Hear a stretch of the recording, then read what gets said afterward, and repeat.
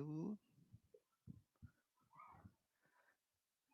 Hello, friends. Good evening to everyone. We have a special guest for tonight. She's very familiar to most of us. Her name is Janet Toral. Hello, Janet. Hi, Ron. Thank you very much for having me in your program. It's I who should be thanking you because your very prompt reply encouraged me to share this video to a lot of people because I felt that your topic is important for the speech for the event. Okay, you'll be speaking at the event, but I felt that I needed a lot of clarifications um, to appreciate to appreciate what you are about to do on an event in Myanmar, right? It's in Myanmar.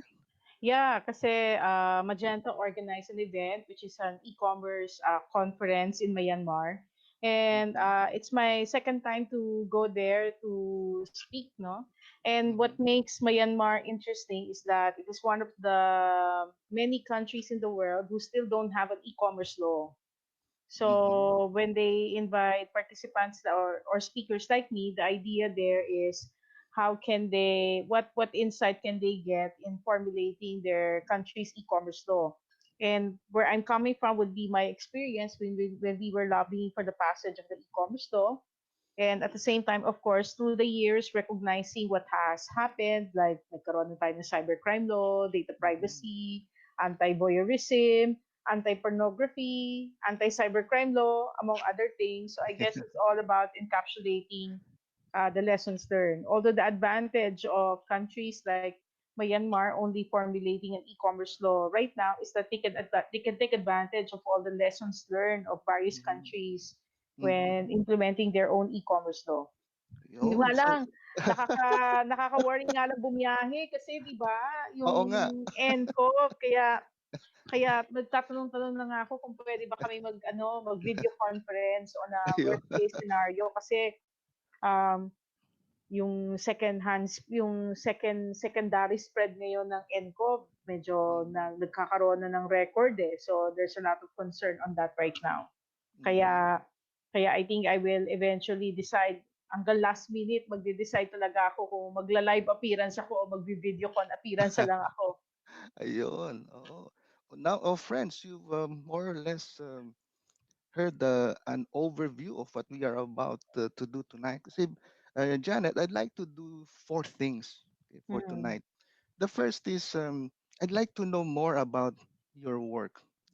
What what do you do? What exactly do you do? I have a notion, I have an understanding, but most of my followers medyo a little vague pa siguro sa kanila. A little vague pa of what you do.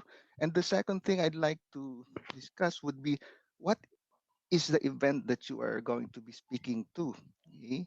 And then the third would be the topic that you are going to speak about. We'd like to know more about it. And the fourth thing would be uh, you will be a panelist too in that event, right? You will be That's a right. panelist. That's So right. I'd like to more or less understand your perspective on when you join that panel. Mhm. Okay, so we'll proceed with the first topic, and I prepared a short video of of your Oh, career. okay. So I'll be streaming this now. Okay, to introduce the first part of our discussion. Okay.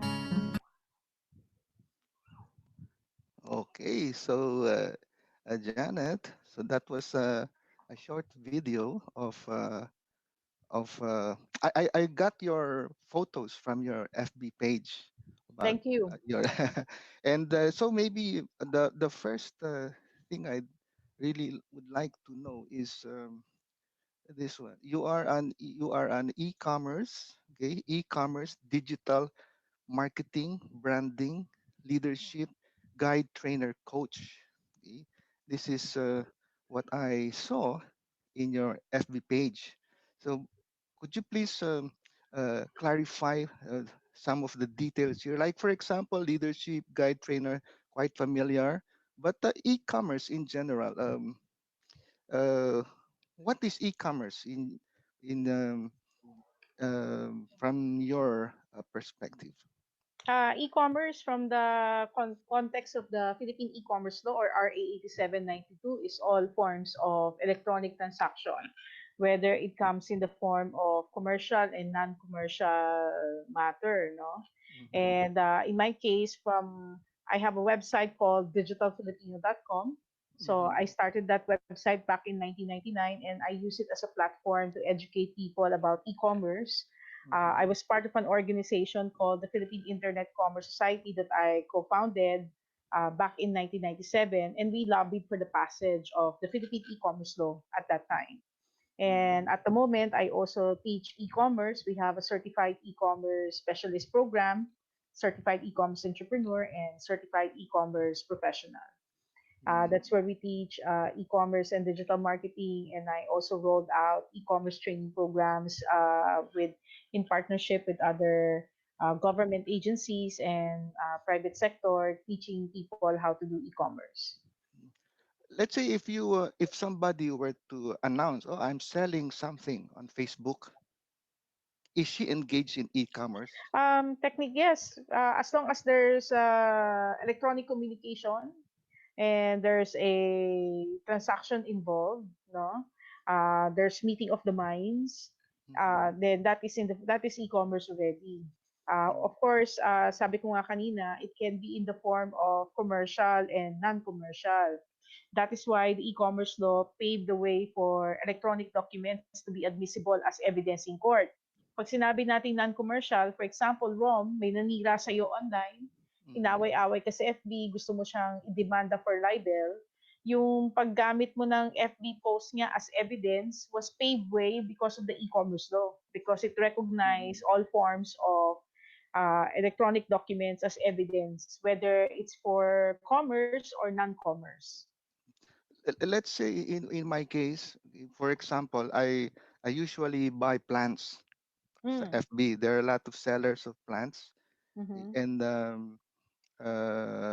we agree to I agree to pay her through LBC payments, Mm-hmm. and then she delivers the product to me. Oh, in-order That mo yun online eh. So, the mere fact uh-huh. na in-order mo siya online, e-commerce na yun. Okay.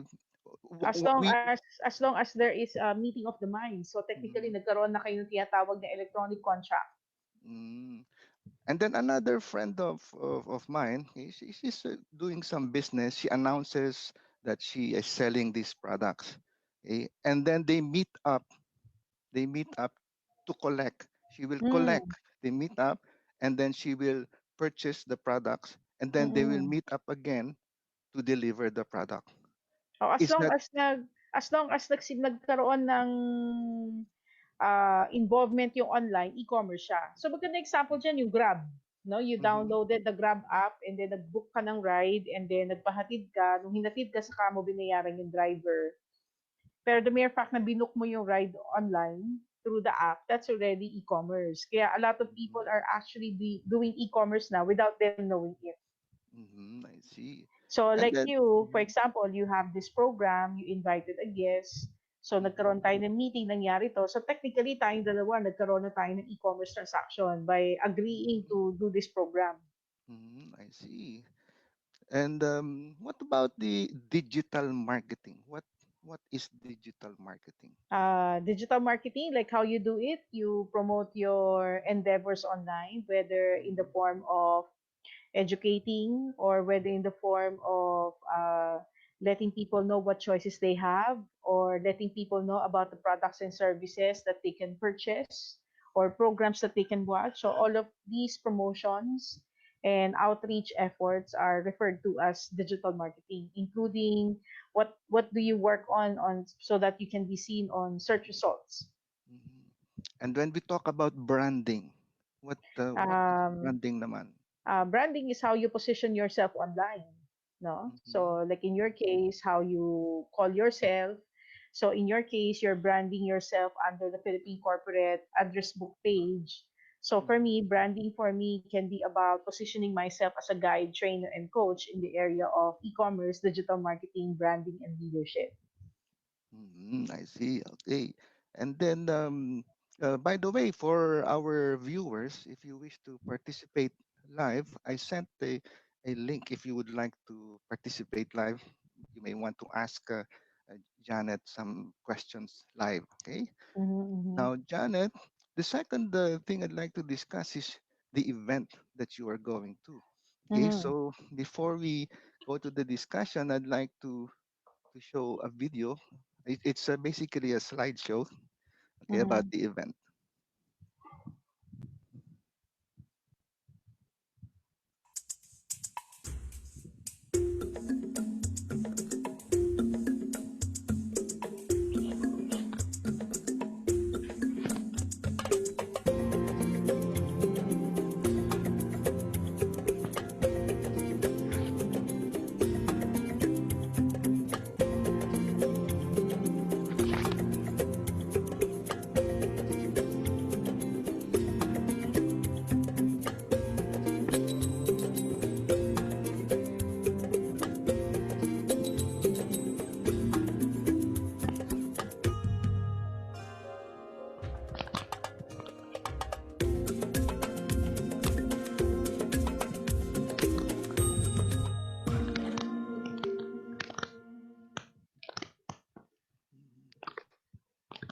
All right.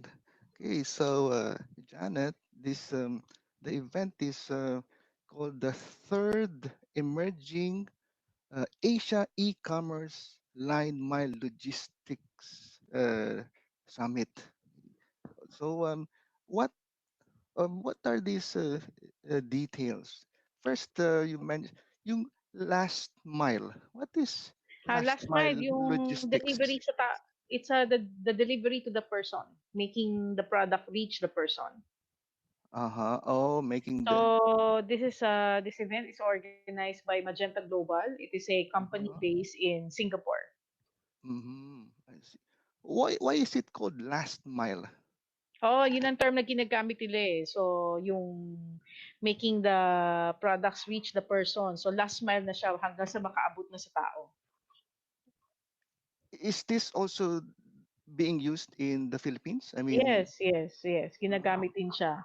so this Pero it's really more of a sector terminology, kumbaga, no? what do you mean by sector tech Ibig niyo sabihin, terminology? kung nandun ka sa industry na yon, term yan sa logistics industry, yung last mile. Yung last mile Oh, delivery, yung oh, making I it see. reach the consumer. Oo. Sa logistics industry. Oo, Ah, ginagamit siya. So it's a common term sa logistics saka sa mga courier I players. see.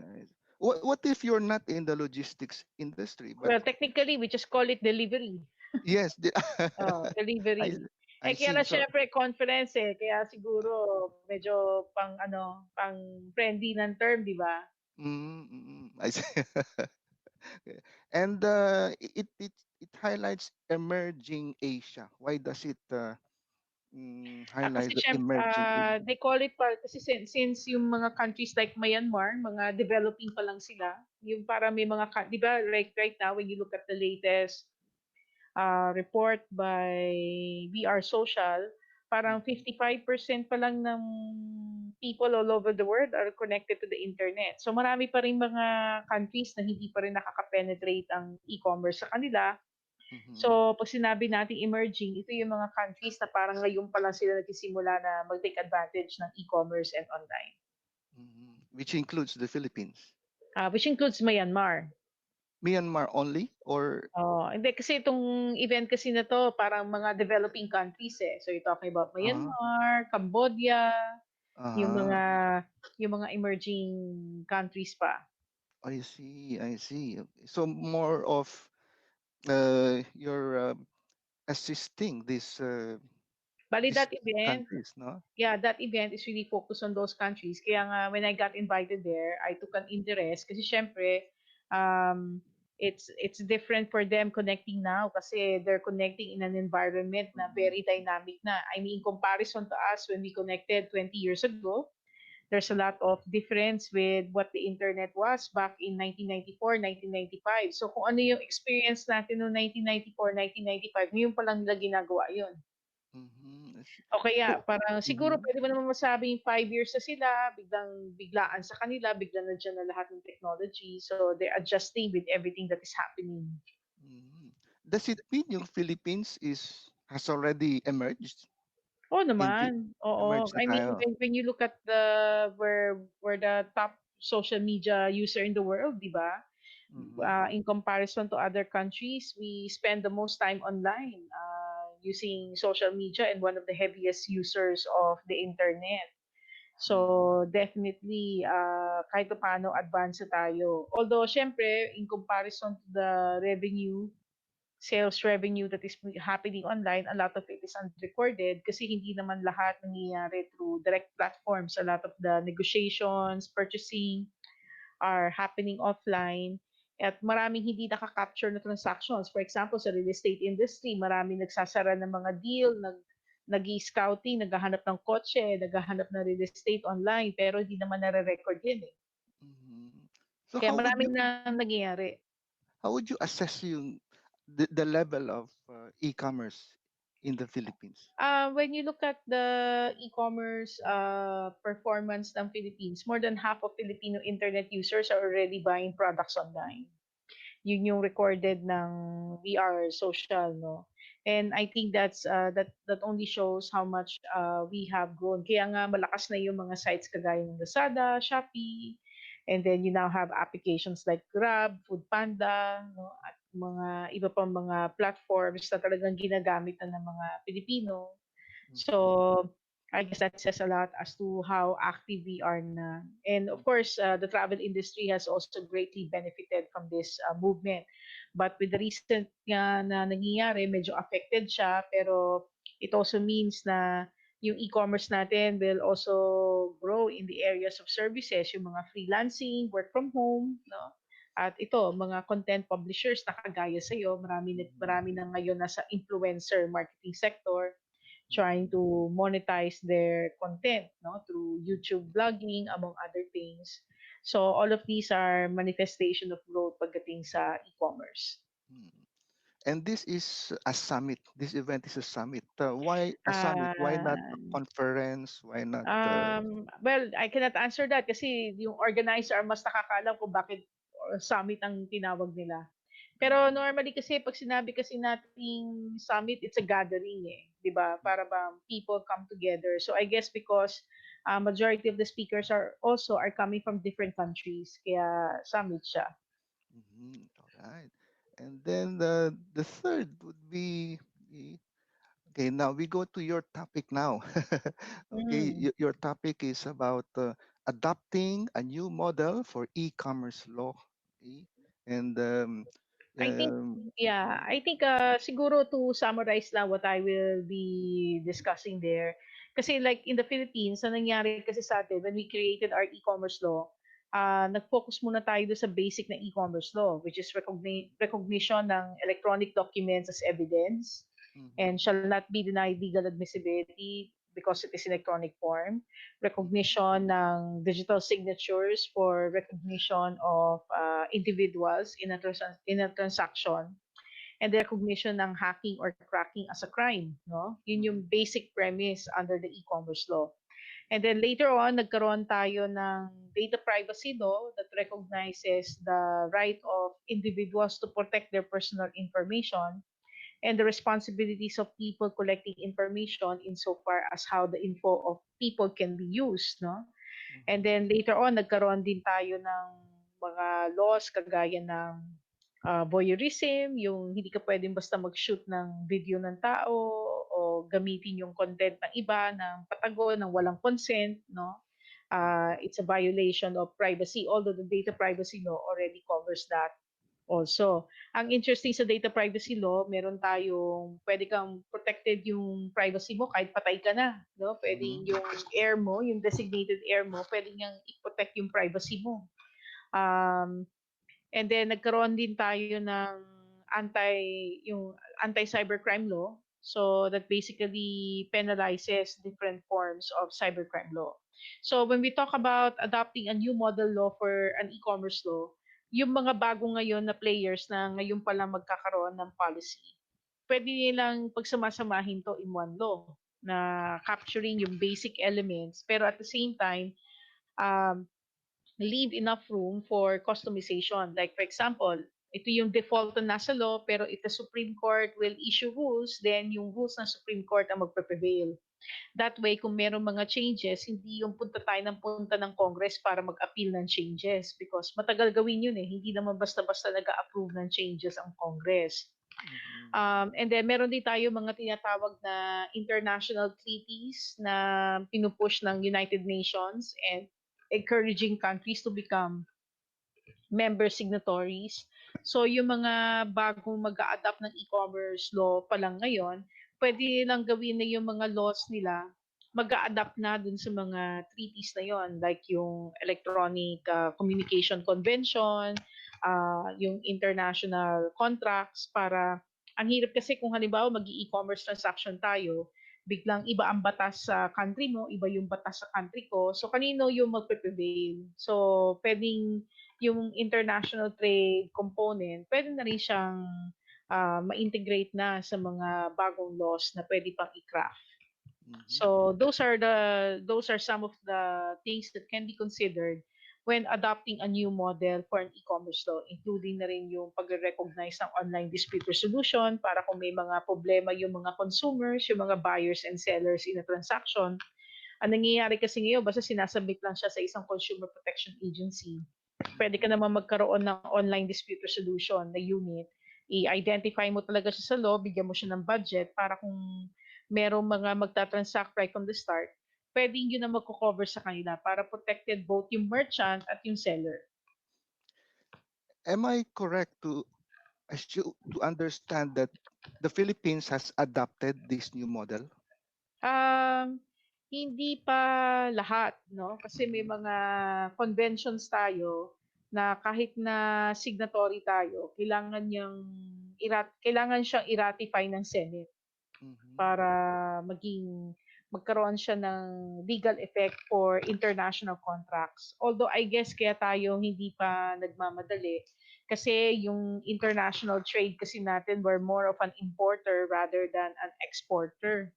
Pero pero kung magagawa natin yun na maaga, mas maganda kasi different jurisdiction, merong conflict of laws, magkakaiba ang customs policy, magkakaiba rin ang logistics policies nila, and hindi lahat ng jurisdiction can give legal effect to electronic communications sa mga international contracts, yung accepting electronic communications as evidence in court, Mhm. and sometimes iba-iba yung pagkaka-understood, no? Kaya may mga policies na bago na kung hindi man natin i-amend yun do, magre-recognize tayo, magsa-sign tayo ng mga treaties at magkakaroon tayo ng recognition. So kahit saang bansa siya, i-honor siya kasi signatory tayo dun sa treaty. Yun yung gusto natin. Kasi merong the breach kasi or the problems can arise from the buyer, like halimbawa hindi niya bayaran ng tama o kaya bigla siya mag-back out sa transaction. O kaya may breach naman sa part ng seller, like halimbawa hindi siya nag-conform doon sa napag-agrihan. Kung pareho lang yung parties nag-trade sa isang bansa, then their local laws will apply. However, when there are parties trading from different countries and each country has different regulation, then doon minsan nagkakaroon ng konting technicality. Mhm. How far is the Philippines from fully adopting this new model for e-commerce? Yung mga new model, well, yun, kailangan talaga ma-ratify yung conventions, ma-signan yung mga treaties, parang hindi pa tayo umaabot doon. At least none that we have heard of na naging signatory na tayo, no. Pero kahit naman na medyo nahuhuli tayo diyan, it doesn't stop naman a lot of people here from trading internationally. We're saying lang na if we are able to have these treaties signed ahead and get more countries to sign the treaties, then kung export ang perspective, it's gonna benefit their players also. Kung titignan mo rin siya from an importer perspective, then it will also give you confidence when importing products and services from other countries.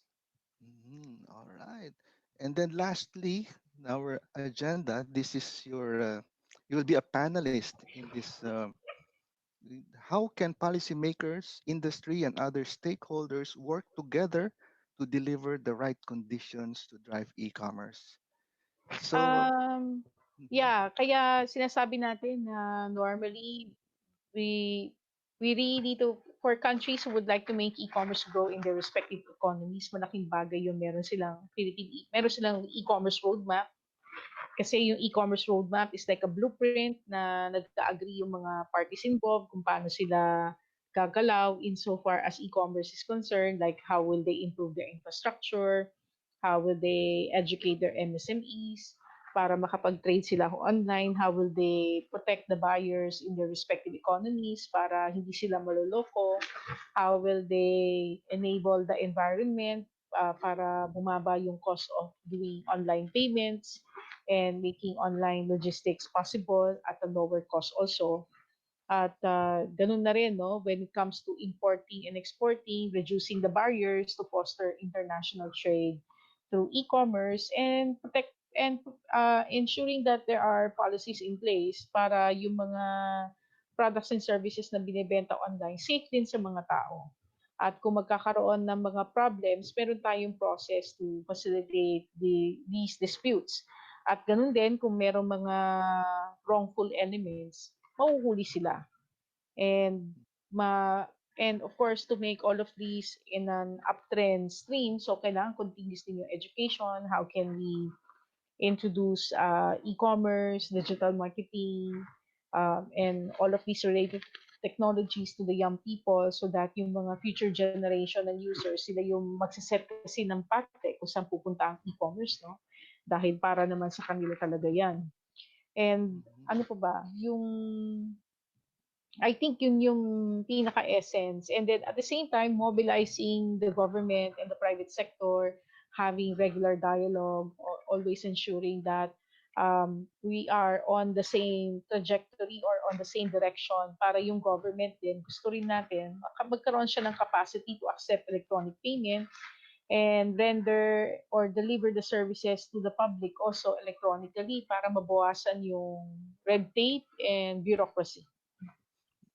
So in the case of the Philippines, how would you assess the stakeholders in the Philippines working together? Marami na naman tayo mga efforts, may mga associations tayo, no, that the private sectors are taking the lead. Although, of course, gusto sana natin mas maging efficient pa yung government kasi karamihan ng mga transactions natin sa government, binabayaran pa rin natin manually rather than bayaran natin siya online. So, medyo doon naiiwanan yung government, lalo na yung mga LGUs, no? Kasi yung assessment, how much do we have to pay, lahat yan, kailangan pumunta ka pa para malaman mo eh. So, I hope umabot tayo, hopefully, no? Who knows, maybe by the time we reach a change in presidency sa new administration, makita na natin siya. Kasi ngayon, may mga efforts na rin eh. Kaya lang, hindi natin kasi alam kung may implement siya agad, no? Within the span of the 3-year term ng isang mayor. So, syempre marami rin silang inaasikaso. So, baka kung hindi nila ma-implement yan hanggang next year, then siguro aabangan natin yung next leadership doon sa mga LGUs kung kaya na nila implement yung makapag-accept ng payments electronically. Oh, thank you so much, Janet. And maybe to close our program, would you like to invite guests from the emerging Asia who might be listening tonight to Of course, participate? we look forward to meeting the participants joining the Emerging Asia e-commerce and last mile logistics summit at Yangon, Myanmar. So whether you are tuning into the event at the event or for the speakers who will be there and for those who will be delivering their talks online. I'm sure it's something that we all look forward to and we look forward learning from one another. I'm glad that the event is still pushing through, although I know that there are a lot of challenges. Kasi I'm sure, Ron, you've been seeing some of the events are being canceled already, di ba? Yes, Um, yes. Yesterday, I received a notification about one Asian event and one event in Cebu getting canceled, no? Kasi nga, dahil nga lahat nag-iingat, no? At saka siguro, affected din yung participation sa mga events. And but I think this will open a lot of opportunities for us na baka pag tagal-tagal, yeah, magkiklik yung mga online summits, online events na kagaya ng ganito as a means Mhm. for people to learn more about it online. And I'm sure, and of course, Rom, I'm very glad to see you doing this online. I'm sure Oh, thank you. uh, maraming matutulungan yung sa mga followers mo para sa mga ganitong klaseng content. Yeah, thank you so much. In fact, what I'd like to share with you that you are one of the persons who have inspired me also to venture into this activity. Mm.